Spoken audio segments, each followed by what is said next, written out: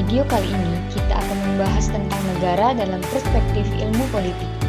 Konsep negara telah menjadi topik penting bagi para ilmuwan politik, filsuf, dan praktisi pemerintahan selama berabad-abad lamanya. Lantas, apa sebenarnya negara itu dan bagaimana konsep ini berkembang dalam studi politik? Mari kita simak dalam video kali ini.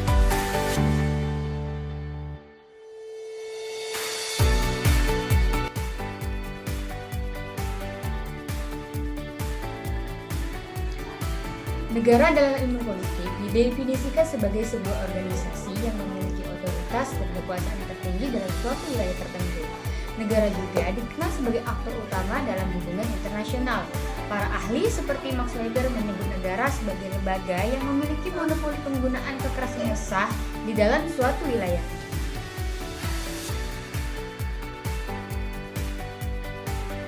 Sebuah entitas data dikategorikan sebagai negara jika memenuhi beberapa unsur. Yang pertama, wilayah, batas geografis yang jelas. 2.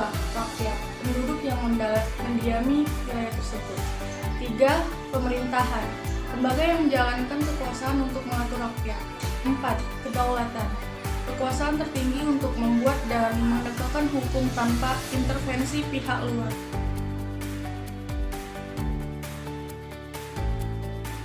Negara memiliki fungsi penting dalam kehidupan masyarakat.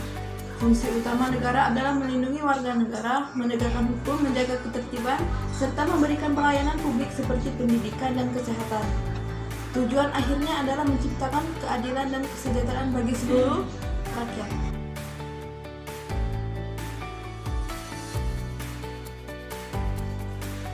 Dalam ilmu politik, kita mengenal berbagai macam bentuk dan sistem negara.